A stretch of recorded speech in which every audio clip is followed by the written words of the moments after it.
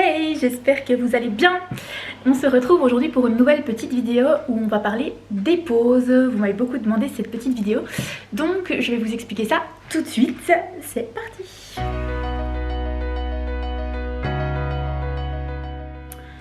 Alors, avant de rentrer dans le vif du sujet, je voulais quand même faire une petite parenthèse pour vous expliquer, pour vous rappeler l'importance d'une dépose.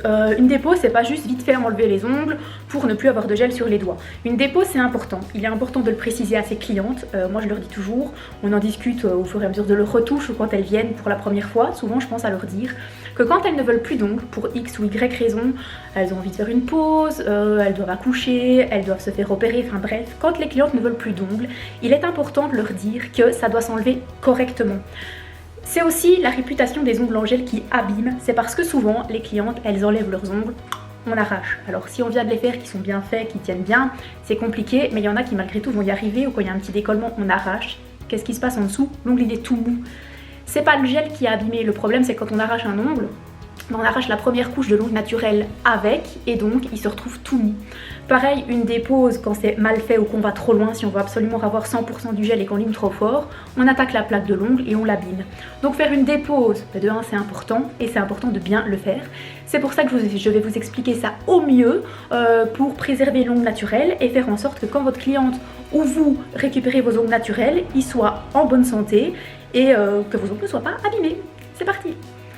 Alors pour enlever complètement les ongles, on va avoir deux solutions. Soit utiliser la ponceuse avec un embout, soit utiliser la lime, ou les deux. Ce que moi je vais faire, je vais commencer à la ponceuse, enlever le plus gros, puis terminer à la lime.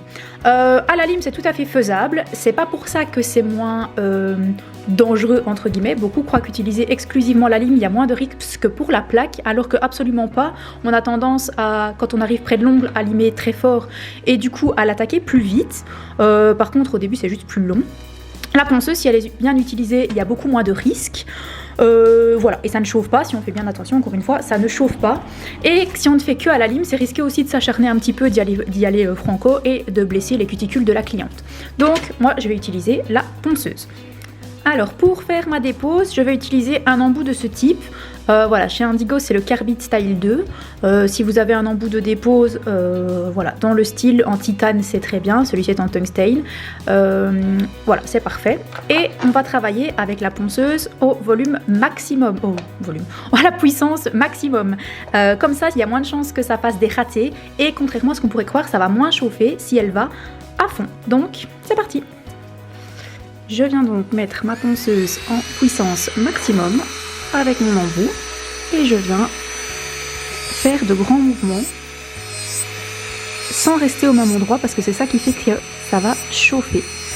Donc je viens avec la ponceuse en puissance max, c'est ça qui fait que ça va faire quelque chose de lisse. Si je la mets moins fort, ça risque de creuser et de faire des à-coups. Enlever la couleur, mais pas que. Je vais vous remettre le lien de la vidéo retouche. En retouche, on va surtout enlever la couleur et un minimum d'épaisseur. Ici, on va tout enlever. On peut aussi, alors ça va être à voir avec votre cliente, enlever, s'il y a encore un petit morceau d'extension, on va l'enlever parce que de toute façon, il va casser et refaire quelque chose de naturel au niveau de la forme et de la longueur. Sauf si la cliente veut garder un petit peu de longueur, mais bien lui préciser que de toute façon, on va revenir sur l'ongle naturelle, donc ça va redevenir beaucoup plus fragile. Et je viens donc, en déplaçant toujours ma ponceuse, j'enlève d'abord, moi personnellement, toute ma couleur, et puis je vais venir m'occuper de l'épaisseur. Toujours en se déplaçant, et normalement ça ne chauffe pas. Faut savoir que je suis très sensible des doigts, donc franchement, cet embout, il est vraiment top.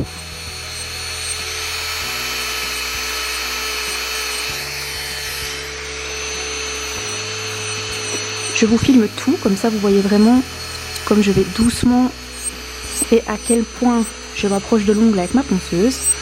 Hop.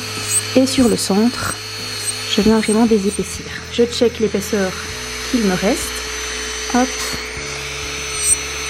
Et surtout, je fais attention que si je vois apparaître l'ongle naturel, je m'arrête et je ne vais surtout pas l'attaquer avec ma ponceuse. Je ne sais pas si on va bien le voir, ici je m'approche, donc je ne vais surtout pas venir continuer à creuser au risque de l'abîmer. Je vais encore enlever un petit peu d'épaisseur. Et puis je viendrai peaufiner avec ma lime. Toujours dans le but de ne pas du tout venir attaquer, abîmer l'ongle naturel lors d'une dépose, puisque bien faire sa dépose, c'est justement le but de ne pas abîmer l'ongle. Vous voyez, si je m'en approche, donc je vais vraiment y aller tout doux. S'il reste des petits bords de couleur, c'est pas du tout grave, on les aura à la lime. Ça ne me chauffe toujours pas. Faire attention aussi que si on n'est pas spécialement sensible, on peut attaquer l'ongle sans que ça ne fasse spécialement mal.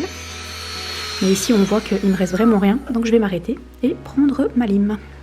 Donc ma lime, je travaille toujours avec des 100-180 et pour venir terminer ma dépose, je prends le côté 180, à savoir que je ne vais pas y aller comme une acharnée, je vais faire attention. On vient faire attention de ne pas blesser non plus les cuticules de la cliente, de ne pas la blesser, de ne pas l'accrocher. On vient enlever les petits décollements, enlever le gel qui reste, qui s'en va. Et s'il reste dans tous les cas un petit peu de gel, c'est pas grave. On ne veut pas évidemment que ça fasse un aspect décollement, il faut que ça soit esthétique. Mais vous voyez, je vais dépoussiérer un petit peu. Je vois que je m'approche de la plaque. Et à cette étape-ci, on prend son temps, dans le sens où on ne veut toujours pas abîmer, on veut quelque chose de propre. On vient enlever la couleur. Si on veut raccourcir, on raccourcit. Si on veut plus raccourcir, bien sûr, on peut faire ça à la ponceuse.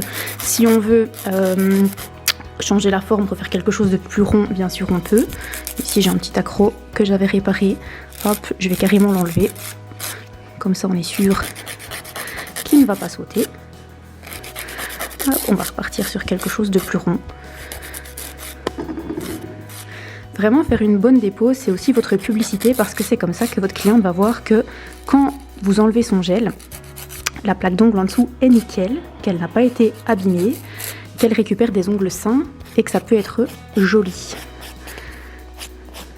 Hop, surtout bien enlever, c'est tous les petits bords de couleur parce que si vous avez bien été mettre votre couleur au bord, bon, c'est pas esthétique. Ici par exemple j'ai du noir, ça va pas faire très net si votre cliente elle sort avec du noir. Donc j'enlève hop, un petit peu et je vais venir dégraisser pour voir où j'en suis. Donc je n'hésite pas, quand je pense que c'est bon, à venir prendre un petit peu de cleaner, à venir nettoyer ma plaque et à voir s'il reste quelque chose à retirer. Et ici je pense qu'on est pas mal. Donc mon ongle est complètement sain, il n'est pas du tout mou. Après forcément si moi j'ai un ongle qui est déjà assez souple entre guillemets de base, je regarde qu'il n'y a pas d'accroc. Et ce que je vais faire, c'est passer un petit coup de buffer pour enlever les coups de lime. Et ça va en plus permettre de voir aussi s'il reste encore des petites choses à enlever. Donc là il reste une très fine couche de gel. Mais je ne veux pas personnellement forcément enlever tout à 100% pour ne pas abîmer la plaque d'ongle de ma cliente. Je ne me suis pas non plus blessé la cuticule, comme on peut le voir. Hop, et là j'ai récupéré un ongle qui est complètement sain, sur lequel j'ai ici un mini résidu de paillettes d'une pose précédente. J'ai récupéré un ongle sain sur lequel je peux, ou ma cliente peut si elle veut, remettre un vernis classique. Moi voilà, quand ma cliente veut une dépose, je ne refais pas les cuticules, etc. Bon voilà, ici je me suis laissé un petit peu de longueur, si ma cliente veut raccourcir, bien sûr je vois avec elle. Mais souvent ma cliente veut remettre quelque chose de très court, de très naturel. Mais je ne refais pas cuticule, etc. si ma cliente ne me redemande pas une manucure. Et d'office, je termine ma dépose par un petit soin de l'ongle. Voilà, même si l'ongle paraît sain, même s'il est en bonne santé, je termine toujours par un petit soin parce que ça fait toujours du bien et que c'est un petit plus pour la cliente. Tout va dépendre de l'état, entre guillemets, dans lequel se trouve l'ongle de la cliente. Si c'est une cliente qui a un ongle abîmé parce qu'il est fort possible qu'il était déjà au moment de la pose, ou qu'elle en a peut-être arraché un ou deux elle-même, ou qu'elle a des ongles extrêmement cassants et qu'elle veut remettre un petit soin supplémentaire pour ne pas avoir les ongles trop mous, je vais remettre carrément une couche de protéine base.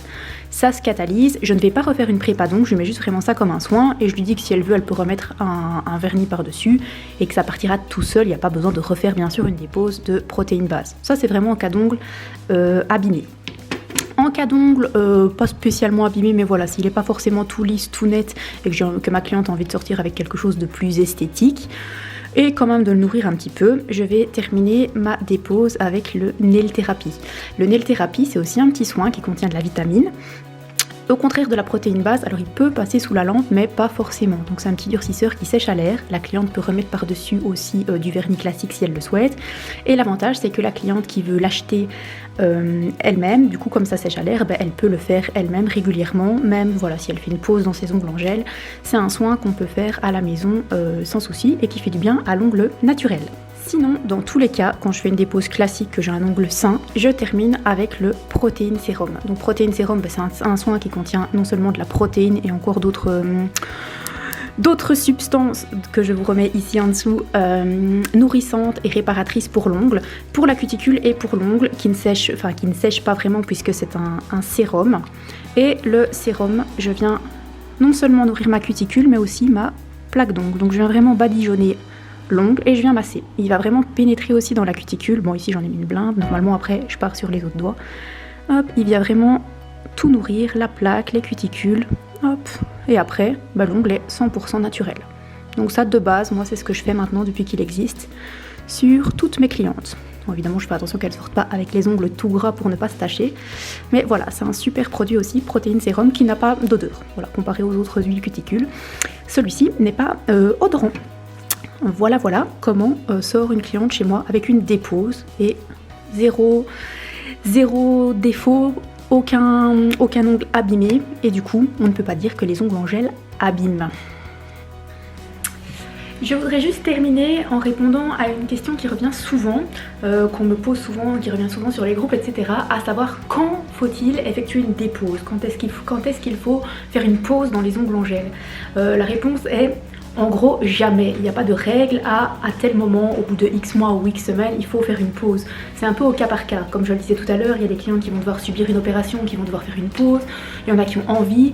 Et à contrario, il y a des clientes qui peuvent garder leur pause pendant des années, leur pose d'ongles, sans faire de pause. Voilà, c'est pas nécessaire, c'est un peu quand le besoin s'en fait ressentir.